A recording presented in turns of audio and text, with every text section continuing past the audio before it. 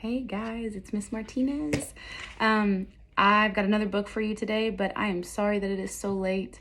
We were working today, you guys.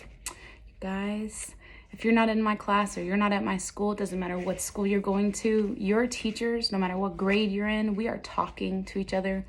We're trying to communicate with each other to kind of push some cool things out for you guys next week, okay? Since we can't, hey, get over here, Chucky. Sorry, my dogs are in here. You want to say hi really quick, and then you got to go. Say hi, Chucky. Say hi. This is Chucky. And Marley is super little. And oh, okay, just smack one on me there. Say hi.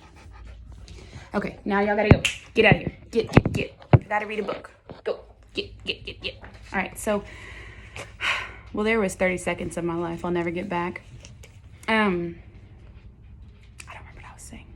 Your teachers, guys, we all miss you. We miss you a lot, and we're working together trying to figure something out so that we can get some stuff to you guys next week. We want to make it fun. We miss y'all. We love y'all. Be patient with us because this is all new to us too, right? I wish I could give you guys a hug. I do. I'm getting to where I'm really missing you guys, and we're only in, what, day 3? This is weird. Very weird. All right, let's get into this book. Nothing But Trouble, okay? And I want you guys to think of the book that I read yesterday. I don't know if I said that already. I actually read this book already, and my phone died right before I got finished. That's what I get for not being prepared. So I can't remember if I said this in this video yet or not, but I want you to think of the book that we read yesterday, Magic Trash, about the artist Tyree Guyton. And we're going to be comparing and contrasting these two people because this is a biography. We've got another biography. This is not an autobiography. Remember, an autobiography would mean that she wrote this about herself. But if we look at the author, she did not write this about herself. So this is a biography. Somebody else wrote this about her, okay? But if you haven't watched that book or read that book, go do that first because it'll probably make more sense, okay? And I just want us to preview this cover. And I want us to really think about what it is that we're seeing here. We see the title is Nothing But Trouble, which now, that sounds kind of negative. But we had a book yesterday that had a misleading title. So maybe, I don't know, maybe it'll be the same. What do you guys predict? It says the story of Althea Gibson. I've got a girl here. It looks to me like she's happy, right? I think there's people in the background. It looks like she's got a clenched fist. And the title's Nothing But Trouble. Well, I don't know. What do you think? Looks like she's holding something here. Okay, I'm going to read you the back. There's nothing to show you really here, but I'll read you the back cover. It says, Althea Gibson is nothing but trouble. Everybody says so, but Althea knows she's going to be somebody, someday, something big. So already I'm making a connection between Tyree and Althea. They got something in common. Buddy Walker knows it too. Okay, so now I'm making another connection between Buddy Walker and another character. I wonder if you know who I'm talking about that believes in Althea. There was another character that believed in Tyree. Do you know who it is? Buddy knows it too. As the recreation leader on Althea's Harlem Street, he buys her a stringed racket and introduces her to the game of tennis. It's not easy. Althea doesn't like the polite rules of the court. She doesn't like having to act like a lady, and she does not like to lose. I know some of you guys that are that way. It says, but she loves the game, and soon Althea is on her way to becoming a great athlete if she can just stay out of trouble. All right, so get your listening ears on, you guys, and I want you to see if your predictions are correct or not, all right? I'm going to have to move this camera so you guys can see what's going on in the book. Althea Gibson was the tallest, wildest tomboy in the history of Harlem. Everybody said so. Her mama said, just give that child a nickel for a loaf of bread and see what happens. Soon as she catches sight of those boys playing stickball, my bread is long forgotten. Her daddy said, that girl stays out so late playing basketball, she doesn't even come home some nights. Her teacher said, half the time she doesn't even return from recess. I'd see a lot more of Althea if I taught lessons on the playground. The policeman said, she's a fast runner all right, but you can't make a sport out of nicking sweet potatoes. That's against the law. I want you to guess what nicking means. Okay, we know that he said it's against the law. Let's use our context clues here. Okay. She's a fast runner, all right, but you can't make a sport out of nicking sweet potatoes. That's against the law, okay? If you guessed stealing, that's what that means. And I want you guys to see what the illustrator did here. Do you guys notice that he's putting a rainbow around Althea's figure? Why do you think he's doing that? I don't know. Why don't you talk to somebody at home? Go ahead and pause. Why do you think he's coloring? Look at this one. Look how pretty that is. Why is he doing that? We've read some books that were all black and white except for some important pieces, right, in the pictures. They all said, Althea Gibson, you're nothing but trouble. Does it look like it bothers her, you guys? Not really, huh? She's having a good old time. Althea didn't care what they said. She knew she would be somebody someday. Somebody big, like Charlie Parker or Sugar Ray. In the meantime, just one thing to care about in this world, the game. Give her a stick, a paddle, a hoop, or a ball, and Althea Gibson was good to go.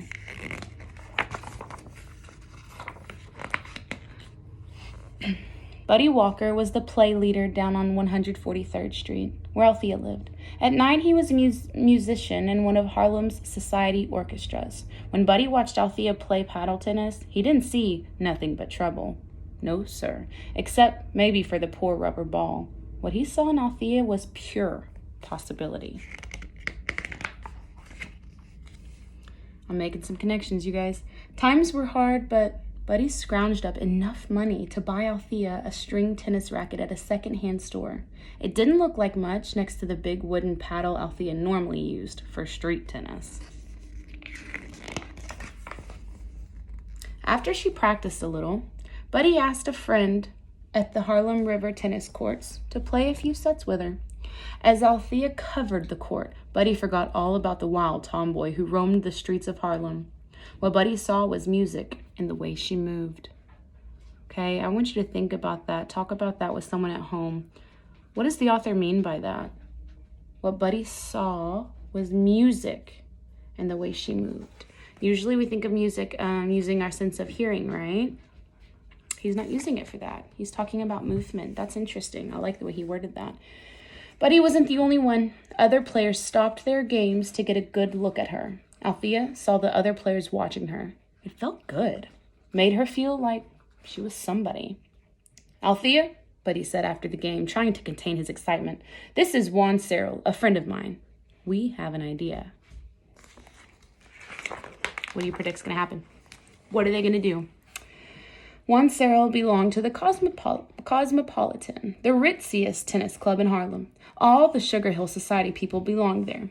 You play tennis here, Buddy told Althea. You can make something of yourself. After the members of the club saw what Althea could do, Buddy and Juan convinced a few of them to pay for lessons with the club's one-armed tennis pro, Fred Johnson.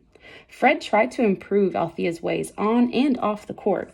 While Althea loved playing a new game on a big fancy court, she didn't like being told how to act. Never said I wanted to be a fine lady, she complained to Buddy. Unfortunately for her, remember we have that prefix un. We know un means what? I hope you said not. Not fortunately. Unfortunately for her, the members of the Cosmopolitan didn't like her wild ways either. They shook their heads and whispered, nothing but trouble, that one. Mrs. Rhoda Smith was a nice society lady who bought Althea her first tennis outfit so she'd look like all the other players on the court. She made time to play regularly with Althea and to instruct her in the polite rules of the sport. Now, Althea, when a loose ball rolls onto the court, you don't just bat it out of the way in any old direction. You send it back to the player it belongs to. That's how it's done in court tennis. "Aw, Mrs. Smith," Althea muttered, "can't we just play tennis?" Buddy tried to explain the importance of keeping cool. "You've got to decide, Althea. Are you going to play your game, or are you going to let the game play you? When I go to the jazz club, I play like a tiger, but I wear a tuxedo." What do you guys think that means? Okay, he's talking about he plays like a tiger. So he plays fierce, but he's respectful, right? He looks presentable. Althea said, throwing her tennis racket on the ground. I don't fit in with these rich society folks. I'd rather punch somebody's lights out at a Stillman's gym.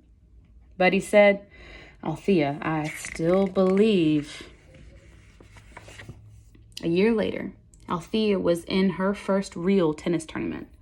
She played well, but she lost in the finals to Nana Davis. After I beat her, Nana told the reporters, she headed straight to the grandstand without bothering to shake my hand.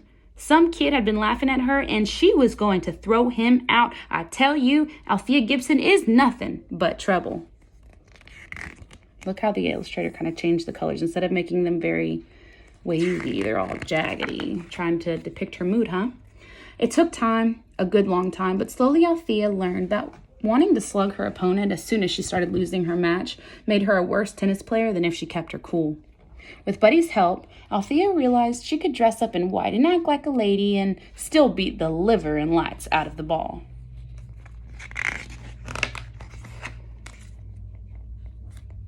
Tennis changed Althea, all right. But just as importantly, ever since Miss Gibson rallied in the second set of the women's finals, she had proven to be nothing but trouble for seasoned U.S. and world champ Louise Bro. Okay, I want you guys thinking, what do you think is going to happen next? What's your prediction? Because I'm looking at this picture and I'm looking at the colors. I'm looking at her facial expressions. I'm looking at her hand gestures. Althea changed tennis.